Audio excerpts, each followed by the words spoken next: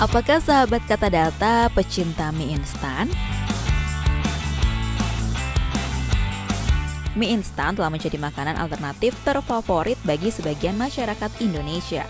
Mulai dari mahasiswa yang tinggal in the coast, pekerja kerah putih, hingga pelancong di luar negeri. Ditambah lagi, mie instan identik dengan makanan saat darurat atau untuk bantuan bencana. Berdasarkan data Instant Noodles, konsumsi mie instan Indonesia meningkat 4,98% menjadi 13,27 miliar bungkus pada 2021 imbas adanya PPKM di masa pandemi. Namun, siap-siap nih sahabat kata data, imbas perang Rusia dan Ukraina, harga mie instan disebut bakal naik bahkan hingga 3 kali lipat.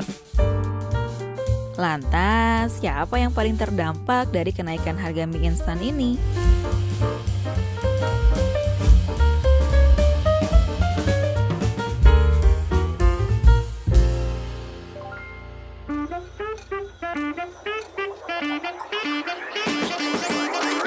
Sahabat kata data setuju nggak? Karena harganya yang terjangkau dan mudah dimasak, mie instan sering dianggap sebagai barang inferior, dekat dengan para korban tanggal tua yang sedang minim duit.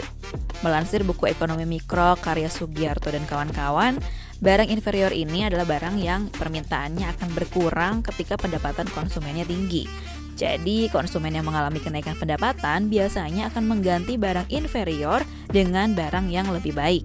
Kalau berdasarkan teori ini, mie instan harusnya paling banyak dikonsumsi oleh kalangan menengah ke bawah. Namun ternyata berdasarkan data BPS, kelompok masyarakat dengan pengeluaran tertinggi justru makan mie instan 3,5 porsi lebih banyak dari kelompok pengeluaran terbawah. Tak hanya itu, BPS juga menunjukkan masyarakat di daerah yang lebih sejahtera seperti wilayah Jawa justru lebih sering makan mie instan dibandingkan mereka di daerah yang kurang sejahtera, misalnya di daerah timur Indonesia. Melihat data itu, ternyata mie instan bukan milik sobat miskin semata. Orang-orang yang sejahtera justru lebih banyak mengonsumsinya. Nah, yang menjadi persoalan sekarang soal harganya.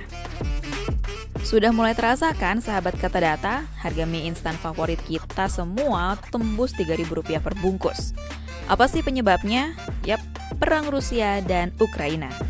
Meski Indonesia jauh dari perang itu, namun kedua negara merupakan pengekspor gandum terbesar di dunia.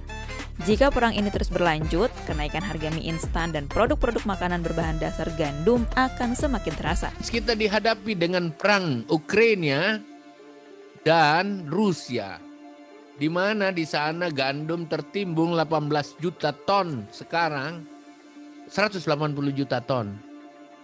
Nggak bisa keluar. Jadi hati-hati yang makan mie banyak dari gandum, besok harganya 3 kali lipat itu.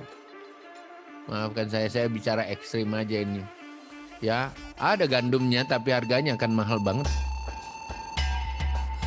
Harga gandum yang merupakan bahan baku mie instan di pasar internasional telah menunjukkan tren pertumbuhan yang signifikan, apalagi di awal perang Rusia-Ukraina pecah, walaupun kini tren pertumbuhannya cenderung melambat.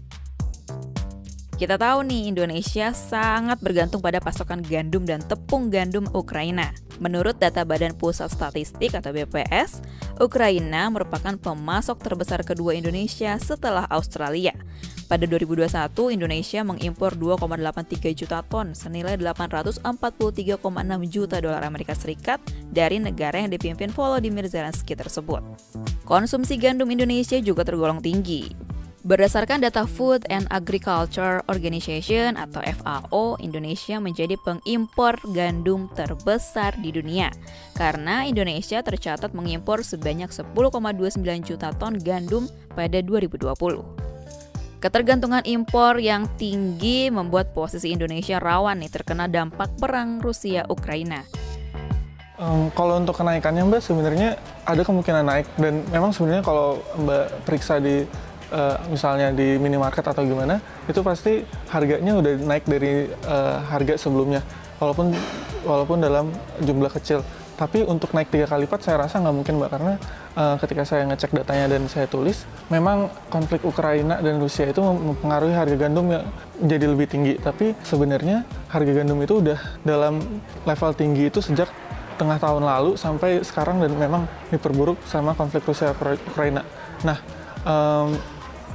Nah, harga itunya sendiri sebenarnya juga sudah masuk ke tren turun lagi dalam 2 bulan terakhir. Nah, jadinya untuk gandumnya sendiri dia udah nggak semahal ketika konflik Rusia Ukraina itu pecah. Selanjutnya juga menurut pernyataannya Direktur Indofood Franciscus Wilirang itu, dia mengatakan komponen pembentuk harga mie instan itu bukan cuma gandumnya yang membuat si mie-nya, tapi ada juga bumbu dan minyak goreng dan lain sebagainya. Jadi ketika harga gandum naik, dia nggak serta-merta menaikkan harga mie instan.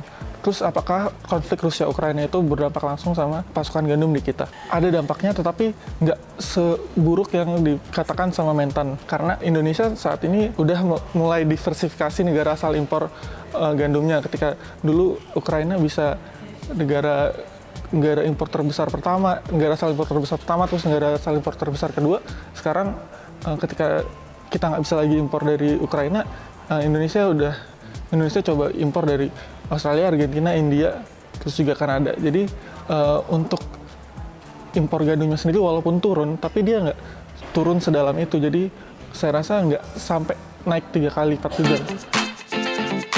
Keran ekspor gandum dari Rusia dan Ukraina masih ditutup. Indonesia pun kini mencari negara pengekspor gandum yang lain.